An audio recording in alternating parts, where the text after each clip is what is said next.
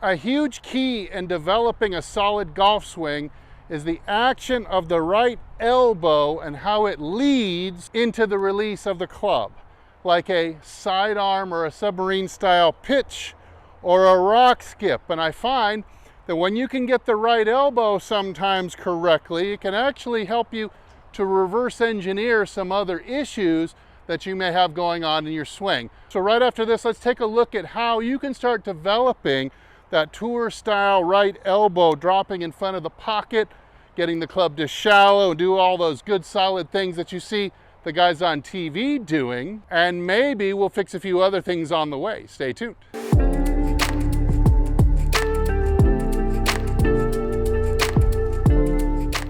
So leading with the right elbow, number one thing that definitely helps you with is to shallow the club. When you get that elbow doing like this, essentially what you're doing is you're letting it fall back like this into an external rotation, but it really feels like you're gonna sling a pitch, drop it in front like that, and that really allows you to feel a snapping move or a whipping move going through impact.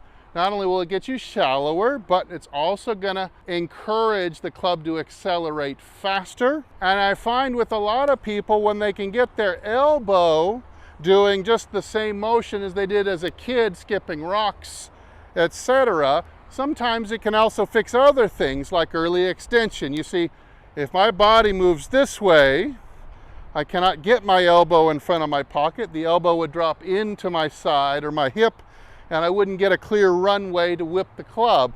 So it definitely encourages the butt to get back.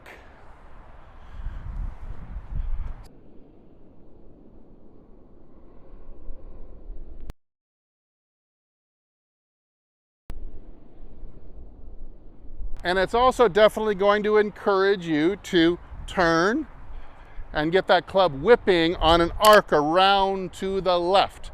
So you can be on a good swing plane, not only hit the ball with that extra acceleration farther, but keep that face more square to the arc, be more on plane, and hit the ball straighter too. So let's look at how we might develop this skill.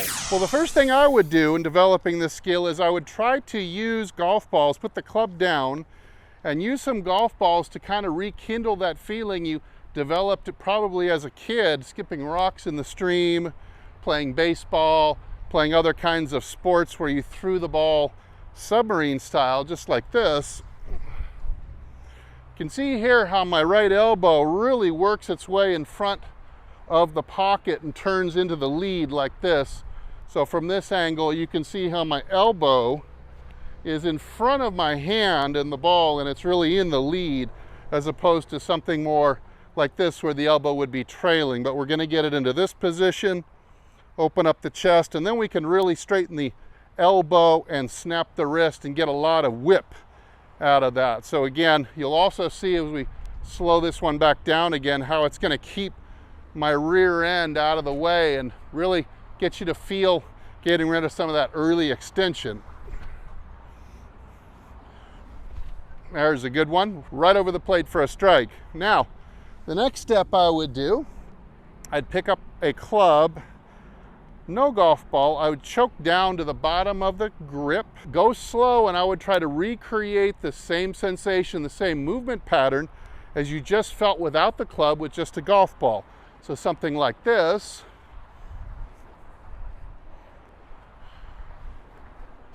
And if you find yourself getting that club head anywhere near the ground and you film it, you'll notice the only really way you can deliver the arm this way and hit the ground is by maintaining your posture and keeping your rump back out of the way.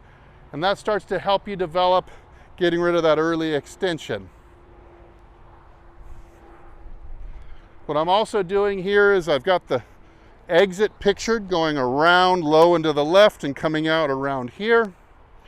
That can really help develop my sense of rotation and the sense of the arc around the impact zone, something like this.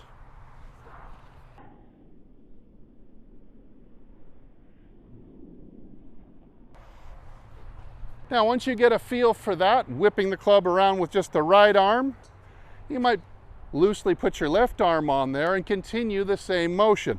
We're still feeling rock skip. We're still feeling our way around the arc, something like this.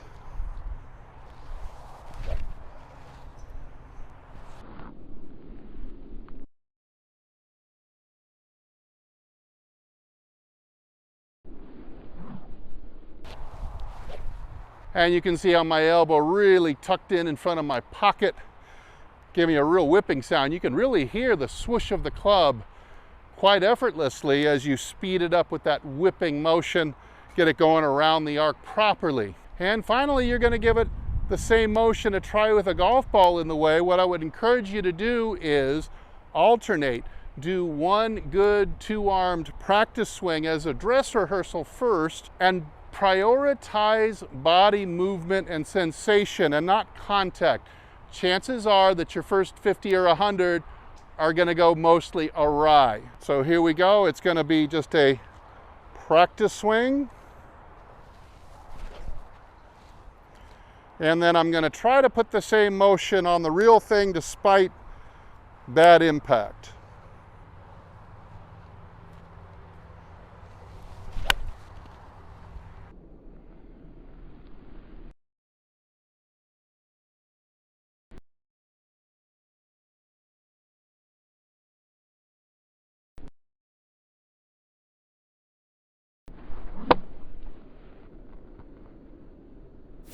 Let's take a look at that same elbow leading action from the face on. What you don't want to do is you don't want to jam it. You don't want to diminish this space if you don't have to. You want to try to keep space. So it's not about pulling the right arm into the pocket or into the hip, but instead it's turning as you do an external rotation. And see here, it's like my right arm is still kind of lagging behind and there's a bit of space right here.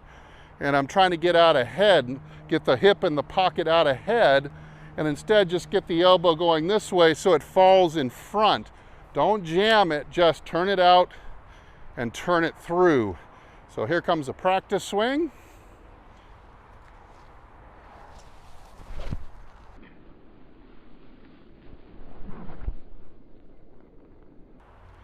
And now I'm just going to, again, ignore impact and just try to recreate that same sensation.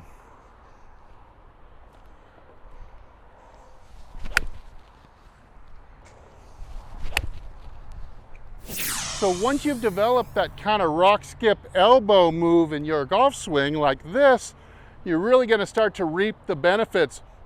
More distance, keeping better posture, starting to sense the arc through the impact zone a little better, release it more on plane, release it more square to the arc. I think you're going to be very happy with the results on down the line. Don't expect too much too soon. This is definitely, although it's a big piece of the puzzle, may take you a little while to develop. So just do it in dribs and drabs while you can. 10 balls here, 10 balls there while you're at the range. Maybe do some practice swings at home and just slowly sneak up on it over time. All right, and get it back to working on that move, trying to get my swing closer to that of the guys on TV so I can hit it longer and straighter. I'm Steve, thanks so much for watching, and if I don't see you in the next video, I will see you longer and straighter down the fairway. Everybody take good care.